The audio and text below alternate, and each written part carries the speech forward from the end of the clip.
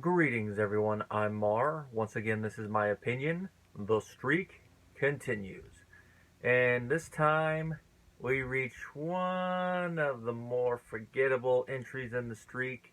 Not to say that the match, from a psychological standpoint, is bad, but compared to the matches around it, either way, it gets lost in the shuffle. And like a lot of Undertaker's matches from the mid 90s, it is big man versus big man. Of course, this is his casket match with the world's strongest man, Mark Henry, because that's what he do. Took place at the beginning of April 2006, emanating from Rosemont, Illinois, from what was at one point the Rosemont Horizon. Now it's the Allstate Arena. Why they changed the name, I don't know, but I guess it's marketing. It's like, oh, we'll throw Allstate on there. We'll draw people in. This was Wrestlemania 22. The Wrestlemania that had Big Time, which I always get that song stuck in my head.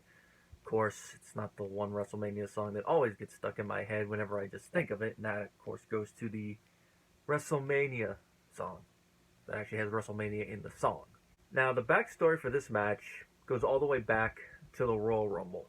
Kurt Angle had just retained his newly won World Heavyweight title, when out should come The Undertaker, and probably one of his most interesting entrances, where he come out with a horse, buggy, extends his power to challenge Kurt Angle for the world title, and their match was set for No Way Out. Now, I've only seen snippets of the match, but from what I hear, it is an excellent match, which it makes sense. I mean, you got Kurt Angle in there, one of the greatest in-ring workers of the last couple decades, Olympic gold medalist, to make anyone look good. And you got The Undertaker.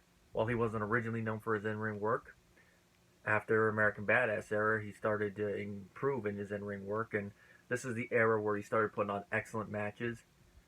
It was a little slow start at first because I guess they're trying to find a way to translate old school Dead Man into the more modern setting. Or at least that's what it looks like based on who they had him in there with at times. Here, with Kurt Angle, perfect opponent. They'd already wrestled together. And for the world title in a main event, it worked. But then, who should interfere in the match but the world's strongest man? And while for the pay-per-view they don't show a big old, fully edited, backstory-laden video package, they show a brief one to show what Mark Henry did. He attacked Undertaker, cost him the match. And if there's one thing you do not do to The Undertaker, no matter which incarnation it is, whether it be Big Evil, American Badass, Goth, Ministry era, old school Dead Man, new school Dead Man, you do not interfere in any of his matches and not expect retribution. I mean, he put his own brother down because of that. You think he's not going to attack someone who's not related? And that's the genesis for the match. And not only is it a match, but it's a casket match. Which, given the big man versus big man, you can understand why they went with the casket match. Now, it's not the first time they put Undertaker in a casket match against another big guy. I mean, look at his casket matches with Yokozuna from the 90s. Which I've only seen the second one of those in the edited format. They put it on the Undertaker, He Buries Them Alive DVD. But I remember it being decent. This one is a lot better match because it's shorter for one, but also the psychology, even though it's basic, you know, he attacked my match, I'm going to go after him, I'm going to prove my dominance. It works. And while it might not be super flashy from an in-ring standpoint, they work enough spots together to where it's believable. And it doesn't come off as, oh, these guys don't work at all well. There's no chemistry. It's just if the match had dragged on longer than what it was, then that probably would have become an issue even with the gimmick. Entrance standpoint, the entrances are what you expect from these two. Mark Henry comes out, you know, really into it. Undertaker comes out with the Druids, but they actually came out first to bring the casket out, but they have their torches. If there's anything noticeable about the entrances, it feels like it's been edited, because if memory serves me correctly, shouldn't Mark Henry's theme at this time be this 3-6 Mafia song, somebody's going to get their ass kicked, somebody's going to get their wig split, yet Mark Henry's coming out to a generic theme. I haven't seen much of Mark Henry's appearances in the last couple of years, so I don't know if he's not using that song anymore, and this is the theme they have him coming out to. If so, it's like, why go back and edit it? It's stupid to edit it. I hate it when they do that. Try to reach some type of agreement where you can still use it on the network. or at least try to make the song that you replace it with sound more in tune with it. I mean, just look at how they edited Hogan stuff. I hated it when they would edit in Real American in a point where it didn't belong, even though it's more noticeable when they put in the generic version of Voodoo Child. It at least more fits in with how Hogan's gimmick was at the time. The match starts. Henry does take an early advantage and starts going back and forth. Not a lot of big moves. It's just one trying to assert dominance over the other. Playing a little bit into the casket, but it's not like they keep going back to the casket so many times where it's like, oh my god. And in a match less than 10 minutes, there's only so many times you can do a spot like that before it gets... There's only one really big moment where they do that. And the thing that is noticeable about it is both go in the casket. And on commentary, I think it was Taz brought it up. What happens if they both go in the casket? It's like, really? You're a wrestler and you have to ask that? If they both go in the casket at the same time, it's a draw. Or the ref's discretion, like, alright, we're going to keep the match going. Get him out, get him out, get him out. The thing I like about this spot is it looks like Henry's going to win. Undertaker's hand goes up, grabs him around the neck.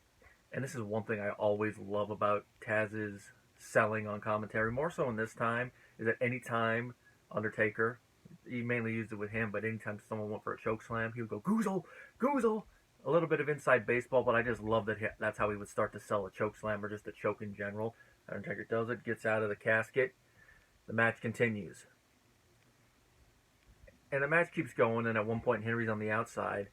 And this is the one big spot of the match that this match is known for, and that is the first time we see Air Taker. That spot where Taker does, to use a more modern term, a tope suicida.